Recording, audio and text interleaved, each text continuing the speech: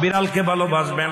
ও মুসলমান শুনে নাও, আল্লাহ নবীজি, ও মুসলমান শুনে নাও, দিলের কান্ডা লাগা শুনে নাও, পৃথিবীর মধ্যে মহামানব যারা আছে দুনিয়ার মধ্যে বিড়ালকে ভালোবেসেছে। এই বিড়াল একটা গৃহপালিত পশুর মধ্যে পড়ে যায়, এটা এত প্রভুভক্ত হয়, এত মুসলমান শুনে নাও, বিড়ালটাকে অত্যন্ত মায়া করবেন। বিড়ালটা যদি দোয়া করেন, বিড়ালটাকে বিনা কারণে কোনো বিষ দিয়ে মারবেন না, কোনো কিছু দিয়ে মারবেন না। ও মুসলমান শুনে নাও, বিড়ালটাকে যত্ন করবেন। বিড়াল যদি অভিশাপ করে, বিলাই যেটা বলা হয়, অভিশাপ করলে সঙ্গে সঙ্গে আমার আল্লাহ কবুল করে নাই। বিড়ালের অভিশাপে মানুষ ফকির হয়ে যায়, বিড়ালের অভিশাপে মানুষগুলো ধ্বংস হয়ে যায়, বিড়ালের অভিশাপে দুনিয়ার সংসারের মধ্যে অশান্তি লেগে যায়।